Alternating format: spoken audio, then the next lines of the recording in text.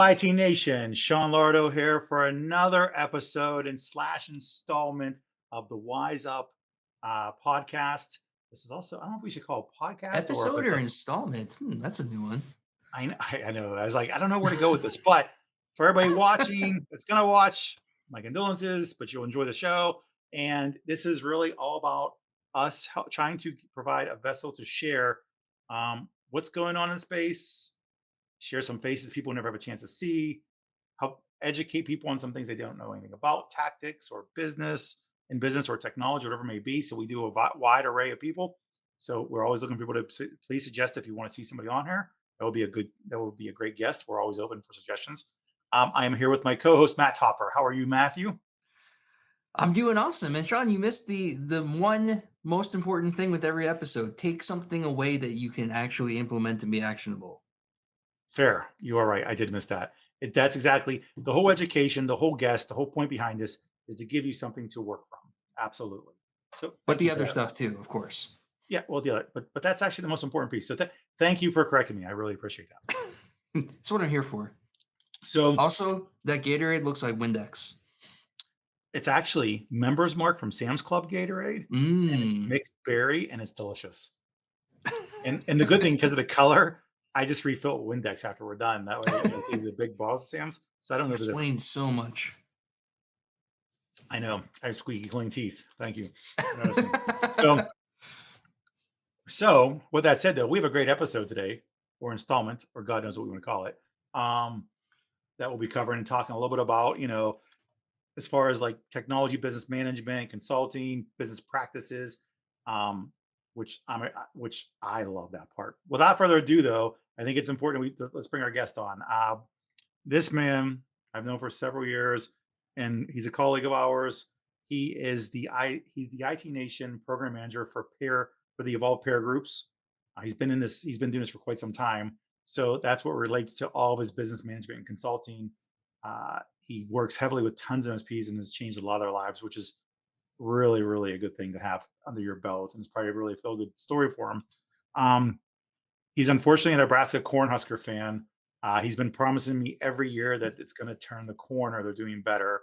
Let's bring on Danny Glover from Lethal Weapon, aka Andre Gilmore.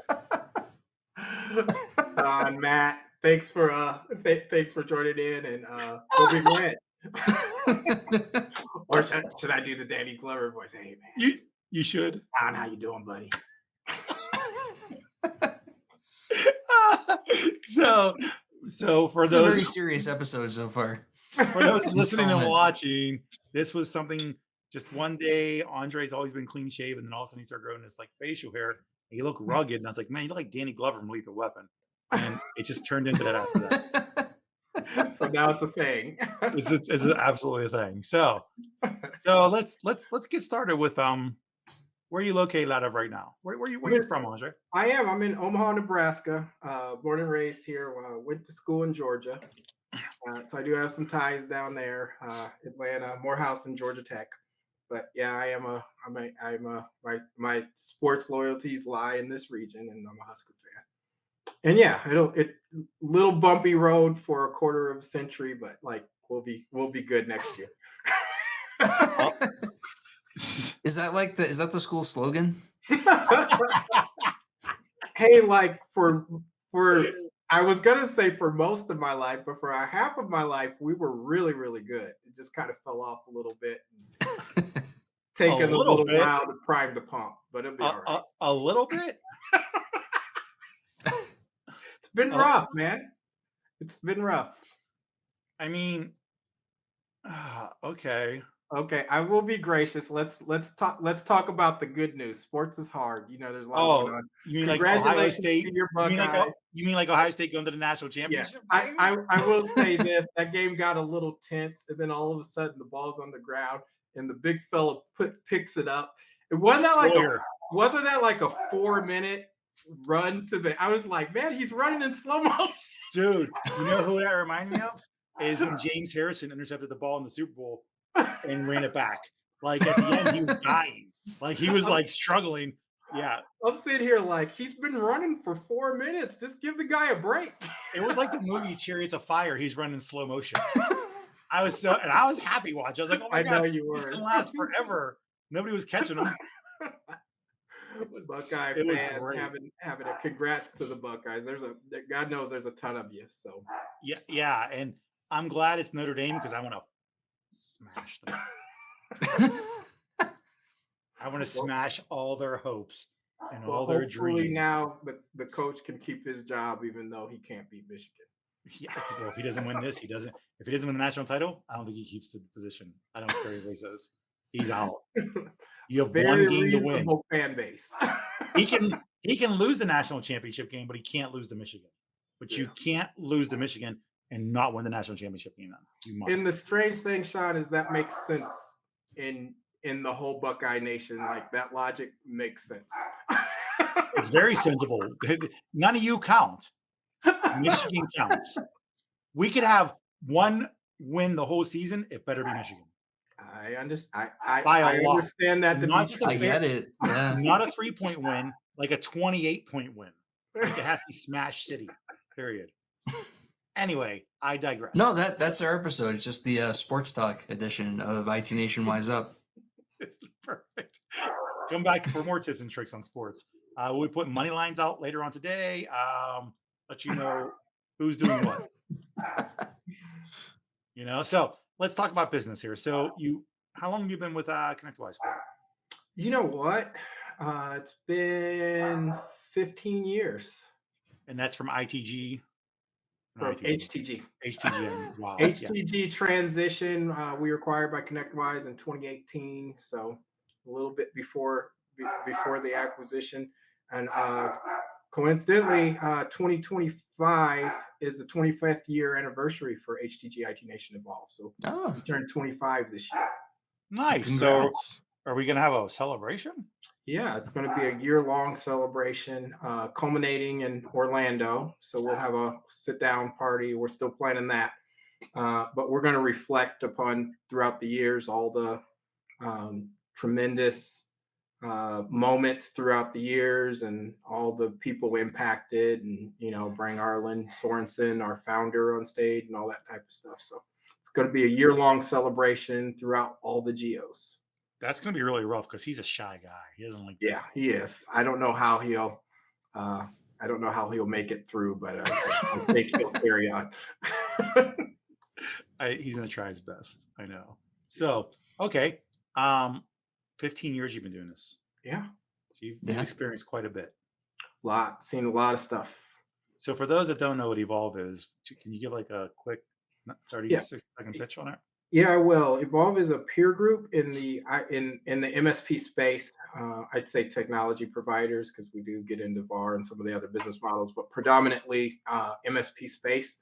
And for those of you who aren't initiated in a peer group is a collection of your peers that help you do life and business. I think that's what separates the IT Nation peer groups from some of the other. We actually care about holistic development and winning not only on your business but your overall life, right, in the context of that. So every year, we meet every quarter. We break you up into groups. You stay with your particular group every quarter, and they act as your board of directors and guide you on your financials. We do some benchmarking and so on and so forth, however much you want me to go into, Sean. No, you know what? I mean, we can talk more about it as we actually have the conversation, but because there's a lot to dig into that's never discussed. Right. Something you said to me probably like 2 years ago, and because I came to you and I obviously I get overzealous about many things, almost everything. And I was like, why can't we do these things that I've seen in other groups? And your response to me then was, because we actually talk about, have you seen your kids? Have you done your family stuff? Have you enjoyed your life? Are you doing those things? Because your legacy is more than just a business. You have a legacy on both sides. And to me, I think that when you look out there in the general public, all you ever hear about is growth in a business. Right. Yeah. That's if you look at I don't care what group you're in, typically, and I'm a culprit of it because I'm very numbers driven in my entire life. Mhm. So um, I think it's important to say, let's take a step back and talk about this. So you guys focus on legacy, and and Absolutely. and so I'm curious, what's yours? So, we're gonna go there, huh? Mm. Yeah. So, couple different ways I'd answer that, but the in the framework of the peer groups, what we try to get down to is we don't define success for you. We ask you what your definition of success is. And that starts with, you guys remember the Stephen Covey stuff, beginning with the end in mind, right? Mhm. Hmm. If I were to get personal with that, my legacy is very much around helping people. I view myself. This is a good word picture. We're all sports folks, all at least the three of us on here. Um, but I've thought about what I've done because I've been in several industries. I coach little league. Like that's what I do. If you think about that, it's like the kids aren't necessarily the most talented, but if you get them going, there's energy and there's passion there, and you're just helping them be the best version of themselves that they can be, right? So whether it's my family or my clients or my partners or whatever, or the folks on my team, I'm looking to contribute and help people be the best version of themselves. And when you do that in the context of a team and the team wins, it's just there's nothing more fulfilling. So that's what I'm pursuing. It takes a different tone outside of work as it does in, but really that's the common denominator and what I think my purpose is. I love that. What about professionally then? On the And I know you're perfect, going to say help people, but I don't want to help people. I want to yeah. know. Be So selfish, please. so specifically, with the role I'm in right now is we want to see you run a best in class business, and I'll be very specific about that: best in class in profitability. And we want to see you do that without sacrificing the things that are important. I ran my own small business for about 10 years, and small business can be all consuming, right? And you can sacrifice almost everything you say you're doing it for. We're doing it for our kids. We're doing it to provide a living and all that. And you can get yourself in a situation where you're spending so much focus and effort and energy on your business that everything you hold dear can be going by the wayside, right? So my particular mission is to find that rarefied air of best in class business performance without sacrificing the things that we hold most dear. Which is not to say there's not sacrifice, which is not to say that you can be all things everywhere, but to put that in focus so that if you were to look back at it when you were 100, you'd say, yeah, that was well played. And if I had to do it all over again, I'd do it that way. And when you're in the thick of it, you need somebody on the outside and hopefully a team of people on the outside that can kind of keep you accountable and help you uh, make those priorities and live life according to your actual values, not just growth at all cost. Got it. So, in all the years you've been doing this, Mhm. how many MSPs do you think you've worked with at this point? Yes, average. Well over 100. It's probably closer to two, but I would say well over 100. I'd say um, if I'd say pretty intimately involved, I'd put that number down to around 30 that Right. I've been really closely involved in and could kind of rattle off P&Ls and stuff like that. Hmm. Between the consulting and all the facilitating that I do and all that, yeah, that's probably a fair estimate. Good, Matt.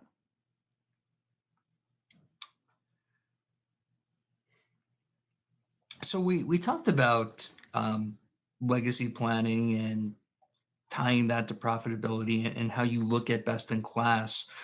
Some of the HTG or the peer groups, though, are not necessarily principals or owners or founders. What's the messaging towards them, when they hear that it's all about profitability, they might be thinking, "Well, I'm not directly responsible for profitability, or I don't own the business." What's the value that maybe service managers or another sub group gets out of it? Yeah, like good question, Matt. We call them the role based groups. So and they've evolved over. We started when Arlen Sorensen founded HTG. It was owners. It started out pretty organic, but now we've grown and we've got a sales group, CFO, COO, service, as you mentioned. Um, and the message is different. We still talk about legacy. There's a big difference if you're in an ownership situation, if you're not. We still preach work-life balance, and we still talk about where are you trying to go, right? And so now it's a little bit more in the career sense of it. Um, and part of what we do in the role base is we try to create alignment with the ownership and the actual business. So you may understand, uh, for instance, where the business is going. You may understand where the business wants to go and what the business legacy is or what the owner's agenda is. At the same time, you should understand where you're trying to go, and we try to have alignment there. So for instance, there's a scorecard that if you're in one of the role-based groups, you give the owner, and it has some things around your career and your objectives and goals and your performance, so that folks are creating a dialogue to say, hey, where can I be? So the other part is, we'll press more on the legacy outside of work. Okay. Because if you're in the owners group, there's a business legacy plan, but there's also a personal legacy. The personal legacy gets into will, estate planning, which that applies to everybody, whether they own a business or not. Making sure you have your ducks in a row for those who have young kids. Like if something were to happen to you, and there's your spouse or whatever, what happens to the kids? Those type of things still come into play. And then there again, the work life balance, making sure that even if you're progressing in your career, you're not doing that at all costs, right? There's still time for those soccer games or meaningful engagements outside of work. It's amazing. I remember when I was in one of the peer groups myself, one of the most eye-opening moments for me that this was more about business was when I got the homework to go have your spouse and family fill out their versions of the scorecard, right? That was just like, okay, this is really more than just the business. This is really the overall person, and I've never been or seen another group like that. Yeah, it's interesting. I'm watching a TV show on Apple for you. So those of you who have Apple, it's called Severance. Have you guys heard of this thing? I heard of it. Yeah, I heard Part it's of really it, good. yeah. So it's like they do this thing where and it's a bit of a satire, but they do this thing where the people are working in a really sensitive part of the company, and they implant something in their brain so that when they're at work, they don't remember who they are outside of work, and when they're outside of work, they don't remember what happens in work. And that's kind of sometimes what we do, in a corporate environment. We become caricatures of ourselves from a work standpoint, and we're a different person outside of work. In a small business environment, it doesn't quite work that way because you know your employees and their kids, and Yeah. and all of that. It's just a much closer, intimate working space and environment. And what we found over the years is if you don't take that head on and start to say, well, hey, what's going on in the owner's family could potentially impact profitability and performance, right? So the peer groups are a place where we don't run away from that awkwardness. We don't run away from the fact that, hey, um, for us to operate at the highest level, we've got to be in balance at work. We got to be in balance, um, with our families and our close relationships. Otherwise, it's going to leak into our financial performance. So it's not this warm, I always say that because it's not this warm and fuzzy stuff off to the side. It really is part of the secret to performing and operating a business at a highest level, particularly a smaller business. So you're helping to, for lack of a better term, you're helping to ensure the success of the personal back office, Right. which is your family, your house, your will, and that's the back office that you don't think about, right? Right. It's the support system of everything you do. Yeah, absolutely. That's a good way of putting it. I'd say this: um, if your team loses, let's just say that. Yeah, You're gonna come in, and we make light because this is sports, but you're gonna come in with a little bit different edge than if your team wins, right? I've seen yeah. you when the Buckeyes Yeah. win, you got a little right. If you're if you're if things aren't right, part of that survey you talked about, Matt, we ask you, um, are you present and available at dinner, right? If you're not doing those things at home and it's creating some tension or stress in your back office, it's going to leak into your it's going to leak into your work performance, right? There's just no way it can't. So getting all that stuff out in the open, keeping small business people in balance, managing both of those things and prioritizing with their time, it goes a long way in the financial performance. Also, I'm curious, when you get the results back from the family, I can imagine percentage wise, it's probably a larger in the beginning. I'm sure it changes over time once as they evolve as a business and start to realize their legacy and personal stuff. Um, I can I'd be curious as to the scores of how the family scored them, and I'd also be curious how things are presented, and what I would love to be a fly on the wall for that conversation. So, Yeah. how do you go about that?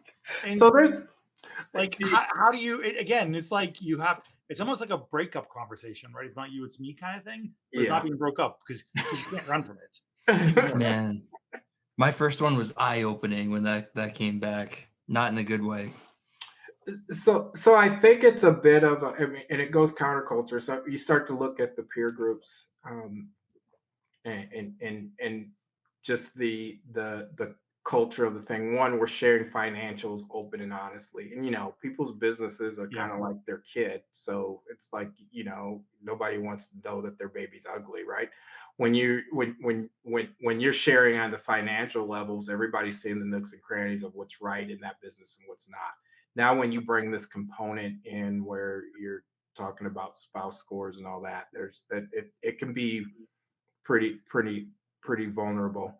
Um, what it does, there's a couple of things. One, typically your spouse does not want to put you on blast in front of your peer group.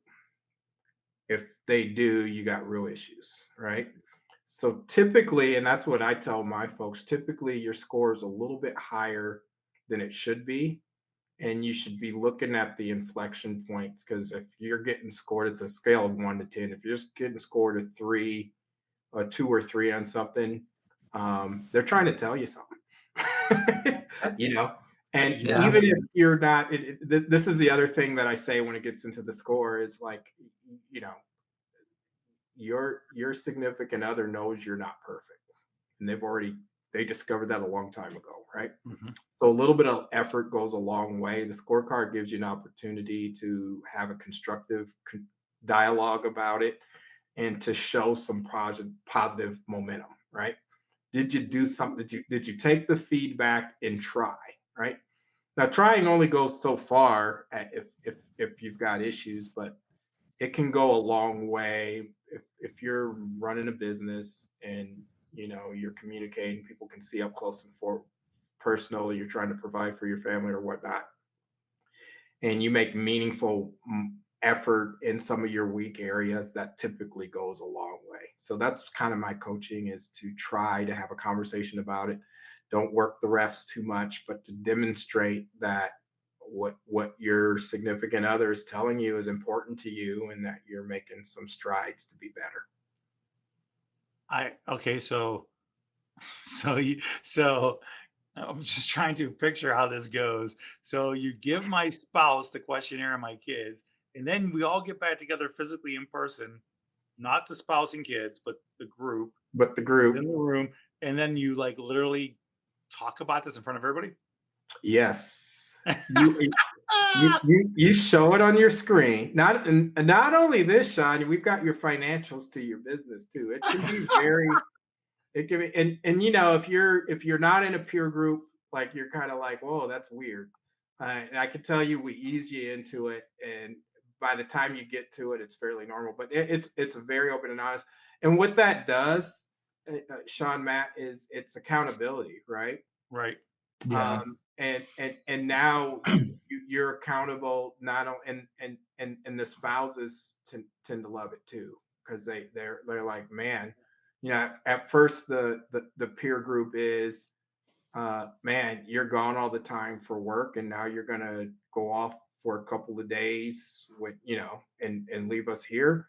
And it turns quickly from that to, man, like, keep doing what you're doing because you're coming back better. So it's accountability. Not only that, you can get into what's changed. So there's trending, and so we start to say, hey, and here's some of the counterbalance. I'll give you a scenario. So maybe your EBITDA ticks up 2 or 3 points, or your sales are growing and all that, but we start to see that your spouse score, your family score is dropping. We can start to say, hey, like, what are we doing here? Like, what can we do to mitigate that? Because those things can go hand in hand.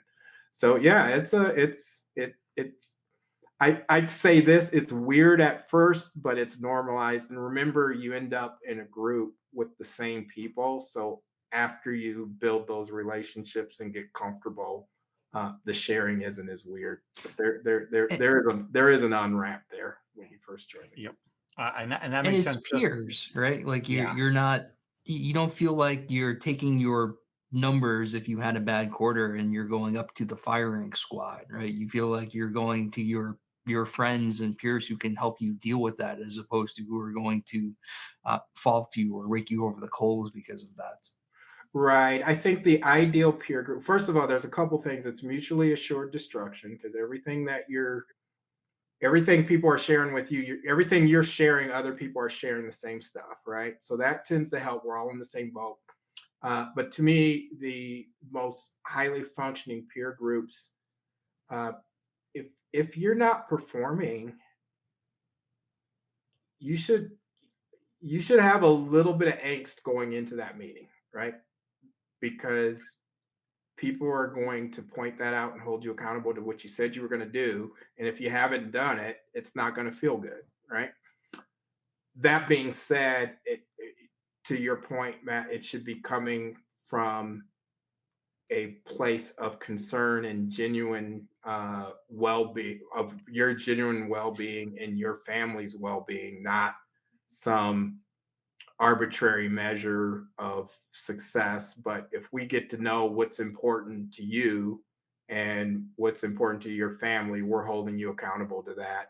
Just like a great coach. If you think about your great coaches and your great teachers and all that, they've typically been pretty demanding, and they've held your feet to a fire to a certain standard. It's a lot like that. It's getting into a group of people who actually are going to help you be better than you would be on your own. okay, so being better on your own and or better in general, and you mentioned the word EBITDA too. So um how do you see, I know we put trend reports out and whatnot, as a Mhm. result of all these things, how do the MSPs that are in your group perform compared to the average MSP? Yeah. On on average, and I'm not going to get into the specific data, but they grow faster Hmm. and they're more profitable to the tune of around 2 to 3 points. And that's, your mileage may vary. There's a lot of uh, uh, opportunity to not take the coaching, if you will. But if you go to the peer group uh, with an open mind, you're going to learn everything that you need to know to move your business forward. The other thing is we benchmark using the service leadership tool. So everyone, and basically for those of you not familiar with the SL index, it's basically, you can think of it as an expanded P&L that's standardized so that we're all putting everything in the same buckets so that we can compare um, uh, from to against one another in the industry. Um, that gives us what we talk about within Evolve is what good looks like, which I know is not proper English, but that's kind of how we do it. Um, so we start to know Like, exactly. you wanna tell Jordan this is how we do it? Yeah, Or just this is yeah. So we have a really good understanding of where a top performing MSP should be in terms of service gross margin or um, other metrics like that, right? And if you bring that, if you bring that to bear, what we're able to do and what your peer group's able to do for you is say, hey, not only are you not performing, but here's the area that you need to look and go back and fix, right? And one of the things, if you think about small business, even a lot of our larger companies are still small businesses, but they're pretty large. But I'm talking if you're under 100 employees, more likely than not, you're resource constrained. Okay, which means you have a time crunch, which means anything that we can do that narrows your full focus is going to help you tremendously. And that's what the benchmarking does. It allows us to dial in on the one or two or three things that you need to work on that's going to be the most meaningful for your company. Is there a state or a size or a mindset you should be in before joining a peer group? Or would you, if you opened a new MSP tomorrow, join day two? Well, I there's so we've got different variations. We actually, for smaller and emerging companies, we do have an online program that we refer to as Evolve One. But I'll talk a little bit broader. We use a methodology we call modes, and you can be in the, for instance, startup mode, or value builder mode, or balance builder, or empire builder. And basically, those are different mindsets of where you are on your journey from a business. My coaching would be this: sooner rather than later, connecting with peers and trading ideas, and you know getting some support on the lonely task of running a business is supremely important. I will say this: if you're on that startup phase and you've got 120 hours of work to do and you only got 75 or 80 that you can muster up, probably not the best time to join a peer group. If you can't get away, you know, um, if you're working in your business and not on it, which is, quite frankly, nobody wants to say it, very necessary in the startup phase, right? You can't, you gotta roll your sleeves up and do it. That's probably not the best time. At that particular point in time, I'd say, what is my outlet for a peer? How can I uh, get some of that peer? It may be going to a conference and connecting with a couple of folks regionally or locally that you stay in contact with. Uh, as soon as you've got some breathing space, and I would address that to the point where maybe you can get away for a couple of days without the thing crumbling. That's when I'd be looking for a peer experience. So you should be able to commit to it, right? Right. You only get out what you put in, and if what you can put in is zero, basically, then that's what you'll get out of it. Exactly. Even in the peer group, in the online program, I used to facilitate one of those groups, um, and I went to one of our members, and they were whispering. and they were doing their company update and talking about their financials and all that. We're like, why are you whispering? He was on site with a client in the server closet trying to do his peer group meeting. And I'm like, bruh, like, no. we're that's You not hear the that. fans in the background or like something beeping. I'm like, that's not that, and the thing that was funny about it is we were talking about mission, vision, and values, but which is, that's very important stuff. Just begin with the end in mind and get your structure and all that, but that's not what you need to be doing if you're actually working on a client site. So I do think you have to have enough size and enough support underneath you where you can get away from the business and do it some justice, right? Part of what you get in the peer group is just getting away from the day to day, so you can, it's a different vantage point if you can get away from your business and look at it a little bit more from the outside than when you're in the thick of it. But you have to get to that point. Another analogy we use is kind of like at the beginning of a business, it's like a street fight, right? It's like there's not a lot of, like, you're just trying to survive, and however you're doing that, you do it. Then you get to a point where you get out of the garage or the basement or whatever, and it's typically around north of $1 million, when 1.1, 1.2. That's when the in-person peer groups really kick in. Okay, so you talked about legacy, you talked about life. It sounds like a great support group, you know? Well, what about how do you grow a business? So yeah, so the benchmarking is pretty important. But remember, you're in a group with either 10 to 12 other companies. Okay. And these folks are typically from different walks of life. So usually someone in there is really good at sales. You've got operational capable people. You've got um, uh, folks that are technical. I look at it, we go back to the sports analogy. A lot of these businesses are like a baseball team, right? You can have a really great bullpen, but your fielding stinks, right? So you bring a group of companies together, and typically the collective acumen of all 12 companies is greater. So now, Sean, you may come in. One of the things we do is you bring your one big thing. So that's the thing that your facilitator is going to make sure that you get that answered before you go back. Okay. So maybe yours is sales. You're like, hey, I'm having Sure. trouble growing, right? You're going to bring that out, and you're going to have 10 to 12 other companies kind of figure out what your situation is and give you advice. That's typically how. So I understand correctly then. It's Mhm. not evolve giving the advice, or you're just simply facilitating to make sure they get it answered and addressed by a colleague, which isn't an employee colleague, but a colleague in their group, as a team of people going through the exact same stuff or have gone through the same stuff and have been able to persevere and overcome and do it. Right.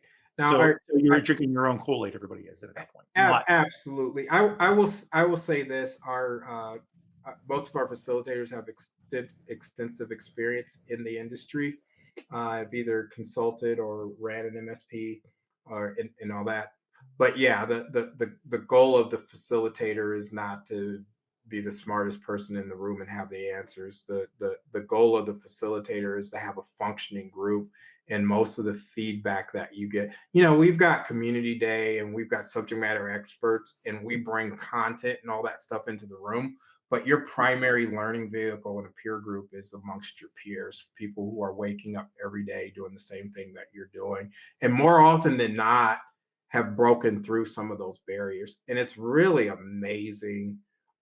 If we were a peer group, if it was just the three of us, like the stuff that Matt's figured out a lot of times are the things that I'm struggling with, and the things that Sean's figured out, um, right. I need help with, right? So you bring all that together, and we all have answers for one another, and we all go back there and we're like, man, I got a whole lot out of this thing, but we've all given a lot too, right? So like a winning team in college. Yeah. Okay. Yeah, right. All right. Like All right. I'm done. Matt. All right, so Andre, we have one question on this show that we always end with, that we ask our guests, and that is, if you could give the audience, and this is going to be tough for you. There's a lot that I think you can contribute to this. I mean, if you could give everyone watching or listening one habit that you should either start doing or stop doing just to make their business better, what would that be? Ooh. I just get one, right? Yep. I mean, Oh, yeah, ostensibly, some people say more than one anyway. Yeah, yeah, no, like Dan Scott says like 15 things in one yeah. sentence. That's a tough question. All right, I'm gonna go with it, and We stumped someone. I almost deviated because I am such a believer for my salespeople out there that nothing happens until a sale is made, right? And we all know sales is important. I would say this: uh, the one habit that I think is going to improve most businesses is your financial acumen. Okay. Knowing where you are in your numbers changes everything. So even if the problem is sales, having a really good picture of what you need to do to drive those and where you need to be to stay profitable is going to help you. So if I had to limit it to one, I would say uh, improving your financial acumen, and that's not only knowing where you are, but where you're trying to go. I think that would be the number one thing that would I help like you that. advance your I business. do too. Yeah. Yeah, that's really strong. I think you just the way I hear this is you should know the fundamental and the foundation of it first before you start making decisions on where you should go, because it's basically like not having a map but not putting a location on the map and saying Right. just sail the boat. It's like And you know what? It's hidden. It's kind of hidden knowledge. If you think about particularly in the MSP space, but this applies to a lot of businesses. You have technicians that go into it for the love of the technology, right? Or you have sales people or whatever, but nobody's like, hey, what's the business model and what's the P&L and how does this thing, right? That's kind of the underbelly of it. But if you don't have that fundamental knowledge, you can't solve that equation of I've got limited time and resources. What should I be spending that time on, right? So yeah, I think that's the first pillar that allows you to start to build onto it.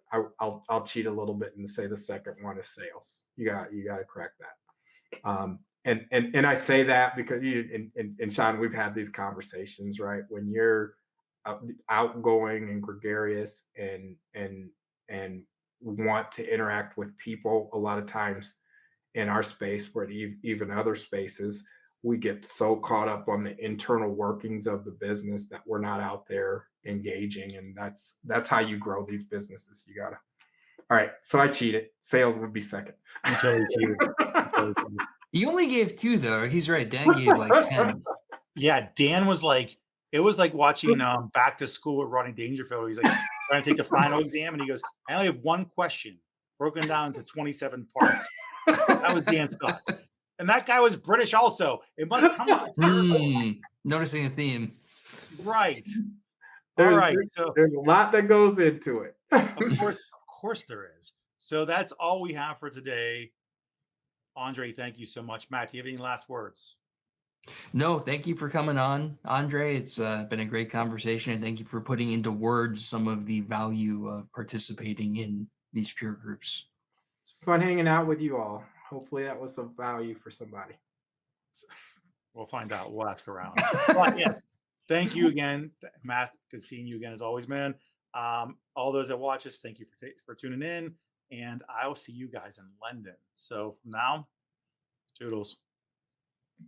Bye. Bye. I'm on a whole new level.